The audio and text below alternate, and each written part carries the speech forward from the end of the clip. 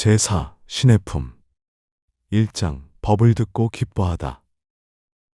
이때 거룩한 수행자인 장로 수보리와 마하 가전영과 마하 가섭과 마하 목건년이 부처님으로부터 일찍이 듣지 못하였던 법을 듣고 또 세종께서 사리불에게 먼 훗날에 위없이 높고 바른 깨달음을 성취할 것이라는 수기 주심을 듣고 감탄하여 뛸 듯이 기뻐하였다.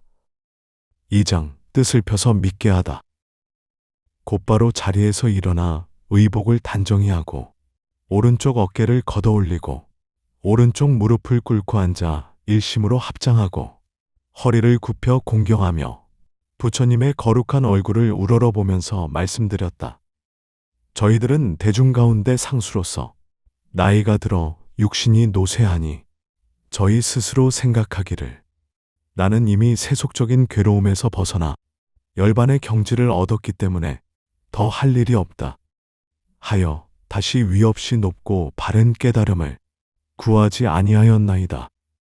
세종께서 오래전부터 저희들을 위해 법을 설해 주셨지만 저희들은 그때 설법을 듣는 자리에 있으면서 몸이 피곤하여 더 이상 들을 필요가 없다는 게으른 마음을 일으킨 나머지 다만 이 세상의 모든 것은 실체가 없고 오로지 공에 의해 생긴 것으로 원래부터 형상이 없으며 그 실상의 세계는 인연의 조작을 넘어선 상주불변의 존재이다 하는 따위의 생각에만 사로잡혔을 뿐 보살의 법과 신통의 즐거워함과 부처님 국토를 깨끗이 함과 중생을 성취시키는 일은 마음에 즐거워하지 아니하였나이다.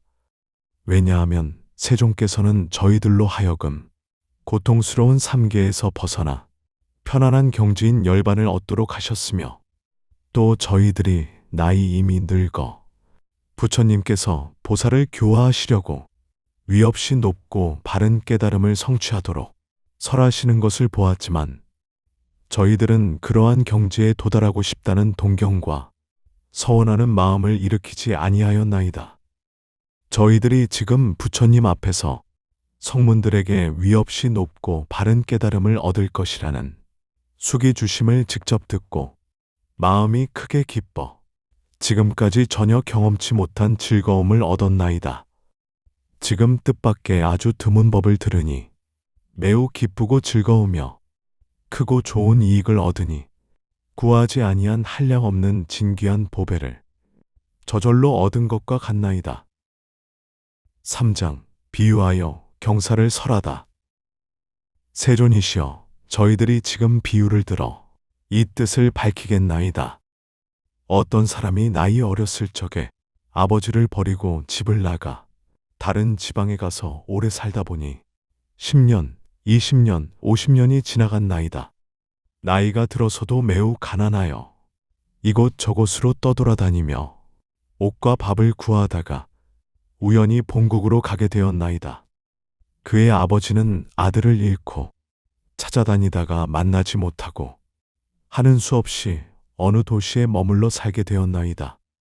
그 아버지는 부자여서 재물이 한량 없으니 금, 은, 유리, 산호, 호박, 파려, 진주 등이 창고마다 가득하였고 남종, 여종, 상노, 고용인, 사무원들을 많이 거느렸으며 코끼리, 말, 수레와 소와 양이 무수히 많았고 재물이나 곡식을 거래하는 이익이 다른 나라에까지 미치어서 장사꾼과 고객이 매우 많았나이다.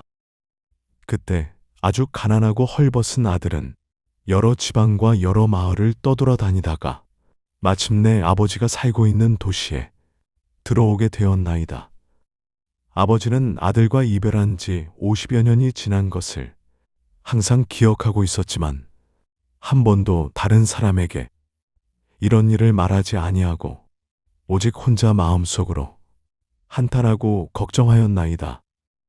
나는 이제 늙고 자식은 없으니 만일 죽게 되면 창고마다 가득한 금, 은의 진귀한 보배를 누구에게 전해줄 것인가 하면서 은근히 아들을 기다렸으며 다시 생각하되 내가 만일 아들을 만나서 재산을 전해주게 되면 마음이 기뻐서 다시는 근심과 걱정이 없으리라 하였나이다. 세존이시여, 그때 빈궁한 아들은 품팔이를 하며 이리저리 다니다가 우연히 아버지가 사는 집에 대문 앞에 이르렀나이다. 아들이 대문 앞에서 멀리 집안을 살펴보니 보기에도 고귀한 분이 좋은 의자에 걸터 앉았는데 보배 궤로 발을 받쳤고 신분이 높은 바라문과 왕족과 거사들이 모두 공경하며 둘러서서 모셨으며 10,000냥이나 되는 값진 진주, 영락으로 몸을 장엄하였고 시종과 하인들이 흰 총채를 들고 좌우에 서서 시중 들고 있었으며 좋은 천으로 지어진 천막으로 위를 덮고 아름다운 깃발을 많이 드리웠으며 향수를 땅에 뿌리고 아름다운 꽃을 흩었으며 보물들을 늘어놓고 내어주고 받아들이는 이러한 장엄한 일들이 위엄과 덕이 높아 보였나이다. 빈궁한 아들은 그 아버지가 큰 세력을 가진 줄을 알고는 곧 두려운 생각을 품어 이곳에 온 것을 크게 후회하면서 이렇게 생각하였나이다. 저분은 틀림없이 왕이거나 혹은 왕족일 것이다. 그러니 이곳은 내가 품팔이할 곳이 아니로다. 차라리 가난한 마을에 가서 열심히 일을 하여 입을 옷과 먹을 음식을 구하는 것이 낫겠구나. 만일 이곳에서 오래 머물다가 혹 눈에 띄어 붙들리게 되면 나를 잡아 강제로 일을 시킬지도 모르겠구나 하고는 빨리 달아났나이다. 이때 대부호 장자는 사자좌에서 자기 아들을 즉시 알아보고 마음이 너무 기뻐서 곧 생각하기를 나의 창고마다 가득 찬 재물을 이제는 전해줄 사람이 있구나. 내가 항상 이 아들만 생각하고 기다렸으나 만날 수가 없더니 이제 스스로 찾아왔으니 내가 원하고 바라던 것이 이루어졌도다. 나는 비록 늙었으나 재산을 아끼는 마음은 변함이 없노라 하고 곧 사람을 보내어 데려오도록 하였나이다. 그때 심부름꾼이 뛰어가서 잡으니 그 빈궁한 아들이 놀라서 크게 외치기를 나는 아무 잘못이 없는데 어찌하여 붙들어 가나이까 하였나이다. 심부름꾼이 더욱 단단히 붙들고 강제로 데려오려 하니 그때 빈궁한 아들은 이렇게 생각하였나이다. 아무런 죄도 없이 붙잡혔으니 반드시 죽이려는 것이다. 그러자 더욱 놀랍고 무서워서 그만 땅에 넘어져 기절해 버렸나이다. 아버지는 멀리서 이 광경을 보고 심부름꾼에게 말하기를 그 사람을 억지로 붙잡아 올 것은 없다. 그 얼굴에 냉수라도 끼얹어 깨어나게 하고 제정신이 들더라도 아무 말도 하지 말라 고 하였나이다. 왜냐하면 아버지는 아들의 마음이 작고 못난 줄을 알고 자기와 같이 신분이 높은 사람과는 어려워서 가까이 할 수 없음을 짐작하였기 때문입니다. 분명히 자기 아들인 줄 알지만은 방편을 써서 다른 사람에게는 자기 아들이란 말을 하지 않고 심부름꾼을 시켜 말하기를 내가 이제 놓아줄 터이니 너의 마음대로 가거라 하였나이다. 빈궁한 아들은 매우 기뻐하며 땅에서 일어나 어느 가난한 마을을 찾아가서 입을 것과 먹을 것을 구하였나이다. 그때 장자는 그 아들을 타일러서 데려오려고 방편을 써서 모양이 초라하고 보잘것없는 두 사람을 은밀히 보내며 이렇게 말하였나이다. 너희들은 거기에 가서 가난한 사람에게 말하기를 저기 좋은 일자리가 있는데 품삯은 다른 데보다 배로 준다고 하여라. 만약 가난한 사람이 허락하면 데리고 와서 일을 시키되 만일 무슨 일을 하느냐고 묻거든 걸음을 치우는 일이라 말하고 우리 두 사람도 그대와 함께 일을 한다고 하여라. 이때 두 사람은 즉시 가난하고 헐벗은 사람을 찾아가서 만나보고 시키는 대로 말하였나이다. 그리하여 빈궁한 아들이 그들을 따라가 성금을 받고 걸음을 치우는데 그 아버지는 아들을 보고는 불쌍하고 안타깝게 생각하였나이다. 그러다가 어느 날 창문으로 아들을 바라보니 몸은 말라 야위었고 흙과 오물이 온몸에 가득하여 더럽고 불결하기가 이루 말할 수 없는지라. 아버지는 곧 진주 목걸이와 좋은 의복과 장신구를 벗어버리고 허름하고 때 묻은 옷으로 갈아입고 흙과 먼지를 몸에 바르고 손에는 청소도구를 들고 나가 여러 일꾼들에게 말하기를 너희들은 부지런히 일하고 게으름을 피우지 말라 하면서 이러한 방편으로 아들에게 가까이 접근할 수 있었나이다. 그리고는 빈궁한 아들에게 말하기를 이 사람아, 너는 다른 데로 가지 말고 항상 여기에서 일을 하여라. 그러면 품삯도 올려줄 것이요. 또 필요한 물건이 있거든 그릇, 쌀, 밀가루, 소금, 장 할 것 없이 무엇이든지 어려워하지 말고 말하여라. 늙은 하인들이 있어서 쓸 일이 있으면 줄 것이니 걱정 말고 마음을 편안히 하여라. 나는 너의 아버지와 같으니 다시는 염려하지 말아라. 왜냐하면 나는 이미 늙었고 너는 아직 젊었으며 너는 일할 적에 게으르거나 성내거나 속이거나 원망하는 말이 전혀 없으니 다른 일꾼들처럼 그런 나쁜 버릇이 있음을 보지 못하겠더라. 이제부터는 내가 낳은 친아들처럼 생각하겠다. 하면서 장자는 이름을 다시 지어주고 아들이라고 불렀나이다.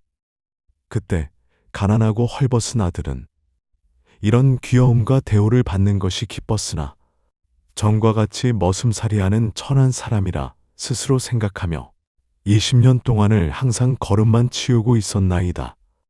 이렇게 지낸 뒤에 마음을 서로 알고 믿게 되어 안과 밖을 어려움 없이 드나들면서도 거처하는 곳은 여전히 그 전과 같았나이다. 세존이시여, 그때 장자는 병이 나서 죽을 때가 멀지 않았음을 알고 빈궁한 아들에게 말하였나이다. 나에게는 지금 금은 보배가 많이 있어 창고마다 가득하니 그 속에 있는 모든 재물과 받고 갚아야 할 것을 내가 모두 알아서 처리하여라. 나의 뜻이 이러하니 너는 나의 마음을 받아서 행하여라.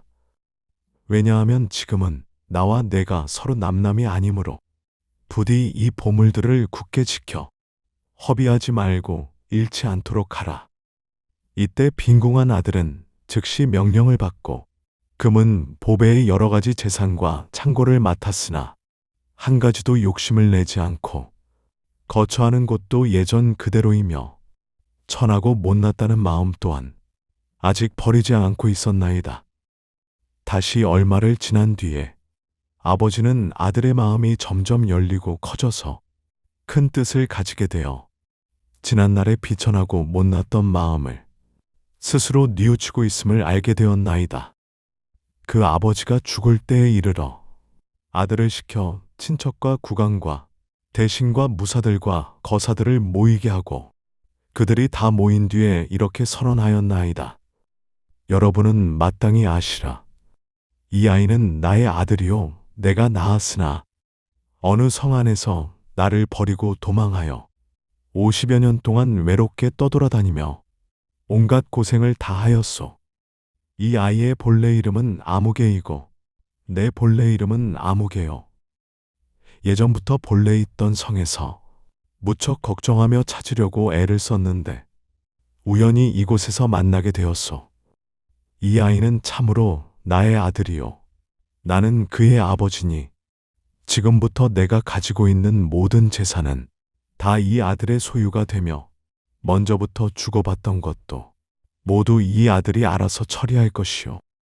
세존이시여, 이때 빈궁한 아들은 아버지의 이 말을 듣고 크게 기뻐하며 일찍이 없던 것을 얻고 스스로 생각하기를 나는 본래부터 바라는 마음이 없었건만 이제 보배 창고가 저절로 들어왔도다 하였나이다. 사장, 앞의 비유를 통합하다.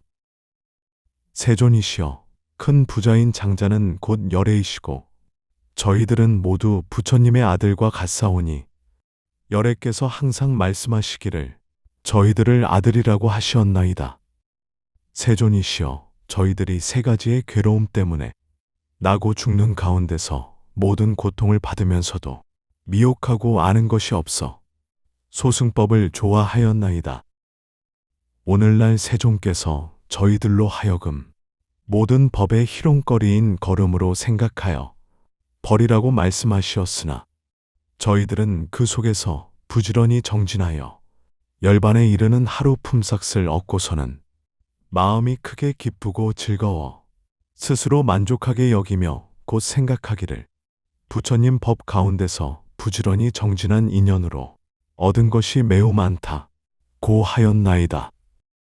그러나 세종께서는 저희들의 마음이 변변치 못하여 부질없는 욕망에 얽매여서 소승법을 좋아함을 미리 아시면서도 내버려 두시고 너희들도 마땅히 열애의 직연인 보배의 창고가 있느니라 고 분별하여 말씀해 주시지 않고 방편으로 열애의 지혜를 말씀하셨으나 저희들은 부처님으로부터 열반에 이르는 하루 품삯을 겨우 받고는 많은 이익을 얻었다고 만족하여 대승법을 구하려는 뜻이 전혀 없었나이다.